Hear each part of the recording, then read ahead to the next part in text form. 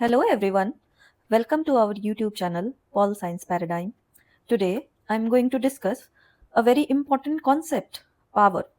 And this concept I'm going to discuss in the context of a very important question which was asked during the recent assistant professor exams held by Haryana PSC, which was descriptive in nature. This exam was held in 2025. So, in order to move forward, I'll just read out the questions first. So the question was, explain the distinction between power over and power to. This was the first part of the question and a very conceptual in nature which we study in political science, especially under the realm of political theory.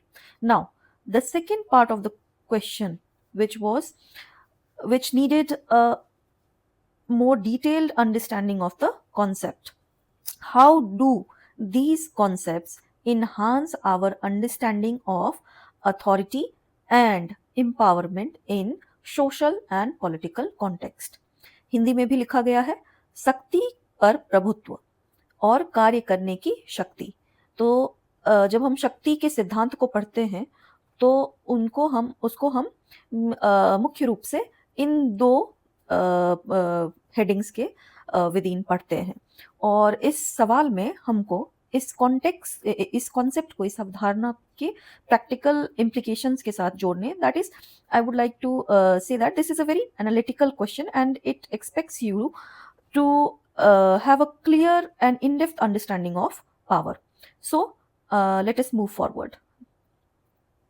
So first of all, in order to answer the first part of the question, let us try and understand what do we mean by power over.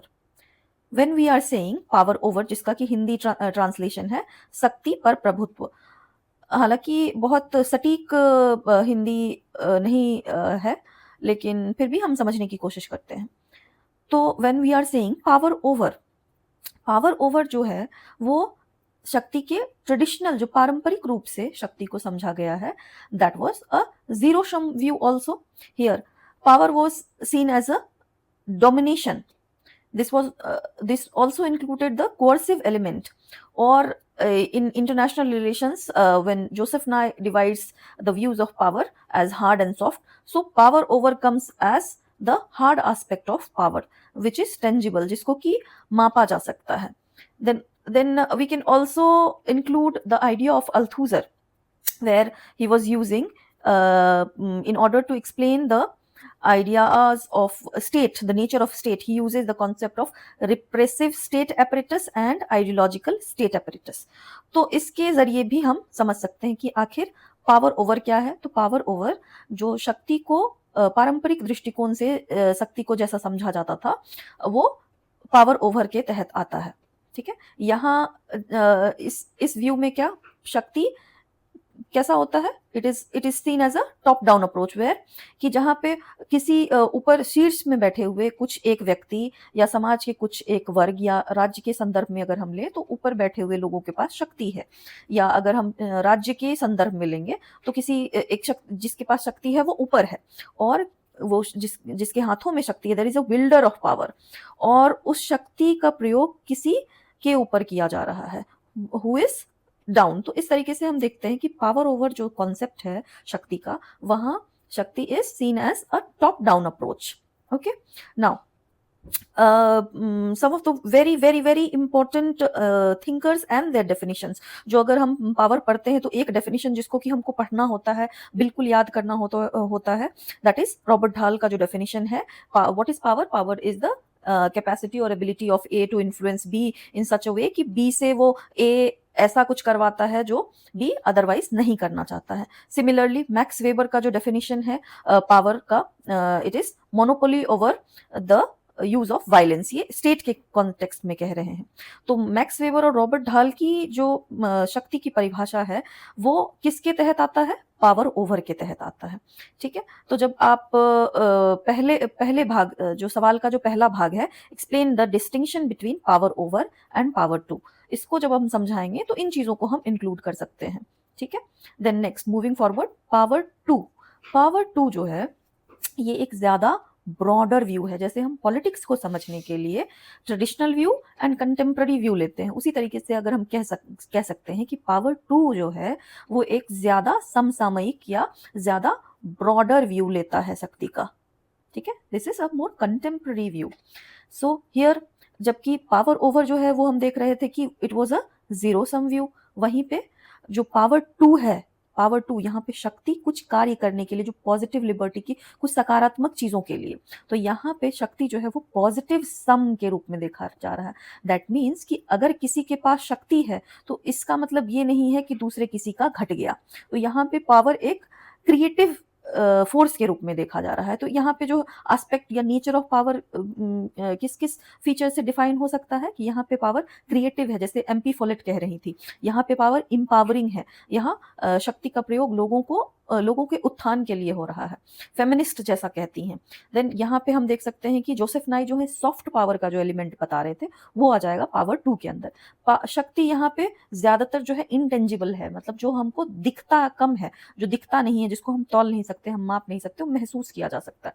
यहाँ शक्ति का प्रयोग welfare के लिए हो रहा है, लोगों के कल्याण के लिए हो रहा है, कैपेसिटी बिल्डिंग के लिए हो रहा है। जैसे कि अभी आगे हम देखेंगे अमर्त्य सेन जो कहते हैं कि शक्ति या असलियत में क्या होना चाहिए जिससे कि लोगों की क्षमता का विकास हो। ठीक, जहां की हमने देखा था कि power over was a top down approach, वहीं पावर टू यहाँ पे क्या है कि यहाँ पे कोई एक शीर्ष में बैठा हुआ नहीं है, बल्कि शक्ति जो है वो समाज में फैला हुआ है। ओके, नाउ इस तरीके की जो व्यू है शक्ति को, इस तरीके से देखने वाले जो सबसे महत्वपूर्ण विचारक हैं, सी वाज अ फीमेल इन, जो 20वीं सदी के महानतम फिलोसोफर्स में से एक है या थिंकर्स में से एक है, हैना आरेंट, है ना। हैना आरेंट हमारे चैनल पे एक इनके ऊपर एक बहुत महत्वपूर्ण वीडियो भी बनाया गया है, तो आप उसको भी रेफर कर सकते हैं। तो ये बहुत ही इंटरेस्टिंग थिंकर हैं। तो ये शक्ति को बहुत ही अलग तरीके से देखती हैं। जो शक्ति को बहुत की शक्ति क्या है, इनका कहना है कि power is acting in concert. Now Amartya Sen जो है जिनका की कैपेबिलिटी अप्रोच है, उसको भी हम पावर टू के अंतर्गत ही रख सकते हैं। ओके, नाउ एक और जो फेमिनिस्ट थिंकर हैं, जो रोलांड, यहाँ एस नहीं लगेगा, तो जो रोलांड जो है वो भी पावर टू के अंतर्गत ही आते हैं। वहीं अगर हम एमपी फोलेट को वैसे तो पब्लिक एडमिनिस्ट्रेशन के अंदर पढ़ते हैं, लेकिन हम अगर आप इसमें इंक्लूड करेंगे तो बहुत अच्छा रहेगा।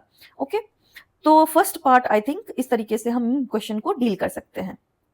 Now coming to the second part कि हाउ ये जो डिस्टिंक्शन है power over and power to के बीच में, ये हमारी समझ को किस तरीके से बढ़ाता है, किसको समझने में, अथॉरिटी और empowerment in social and political context की। यदि हम इस कॉन्सेप्ट को समझते हैं, शक्ति को यदि हम इन दो भागों में या इन दो डायमेंशंस में समझते हैं, तो वो हमको कैसे अथॉरिटी सत्ता और एम्पावरमेंट सशक्तिकरण को सामाजिक और राजनीतिक परिप्रेक्ष्य में ज्यादा बेहतर समझने में मदद करता है। अब हम चलिए सवाल के दूसरे हिस्से को कैसे डील करते हैं।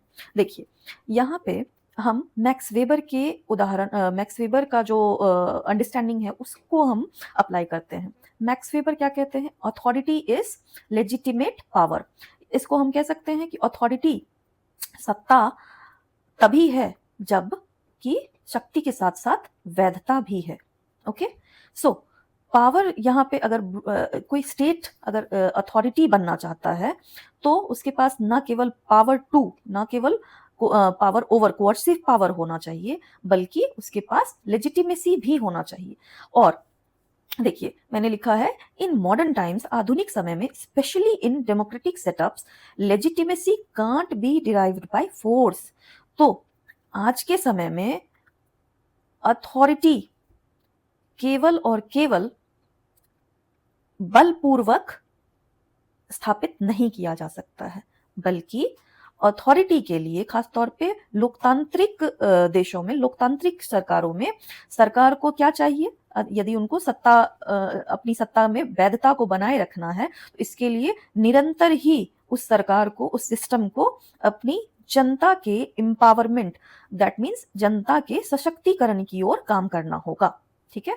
इसी चीज को यदि हम कॉन्सेप्चुअली देखना चाहें, समझाना चाहें कि हम कौन से विचारक का इस्तेमाल कर सकते हैं, तो अमर्त्य सेन का जो कैपेबिलिटी अप्रोच है, ओके, कैसे अमर्त्य सेन अपने कैपेबिलिटी अप्रोच में क्या कहते हैं कि ट्रू पावर या nature of the government should be कि लोगों के कैपेसिटी, क्षमता का विकास जो है शक्ति का वहां पे प्रयोग होना चाहिए। तो इस तरीके से हम जो क्वेश्चन का जो दूसरा भाग है उसको हम इस तरीके से डील कर सकते हैं। और मेरा सजेशन यही है कि जब आप कंक्लूजन लिखें, एक तो आंसर में हमेशा आपको इंट्रोडक्शन, बॉडी और कंक्लूजन लिखना है। कंक्लूजन को हमेशा हमको एक पॉजिटिव नोट में रखना है। यहाँ पे जैसे सवाल क्या है कि किस तरीके से जो शक्ति का जो दो डायमेंशन है, power over and power to, ये हमको कैसे मदद करता है सत्ता और सशक्तिकरण को समझने में। तो हम कंक्लूजन में इस तरीके से लिख सकते हैं कि हमको ये दोनों ही डायमेंशन समझना बहुत इंपॉर्टेंट है आज के जो जो बदलते समय में लोकतांत्रिक राज्यों के वैधता और सत्ता को यदि हमको समझना है तो। ओके, सो डियर स्टूडेंट्स, जो मैंने आपको अभी कॉन्सेप्ट समझाया, इसको यदि अगर इस तरीके के आंसर्स आपको डिटेल्स में चाहिए, इनके मॉडल आंसर अगर आपको चाहिए, तो इसके लिए हमारे चैनल पे और गूगल मीट के जरिए हमारे बैचेस भी रन हो रहे हैं, आप उनको ज्वाइन कर सकते हैं। बाकी किसी भी डिटेल्स के लिए आप इस नंबर पे संपर्क कर सकते हैं। ये बैचेस यूपी जीडीसी जो परीक्षा है और बाकी अन्य आने वाली जितनी भी असिस्टेंट प्रोफेसर जो डिस्क्रिप्टिव इन नेचर हैं, उन सभी परीक्षाओं के लिए ये बैचेस रन हो रही हैं। Okay, and I request you all to subscribe our channel, क्योंकि हमारा चैनल काफ़ी नया है और हम आगे निरंतर इस फील्ड में काम करना चाहते हैं। Thank you so much and good night.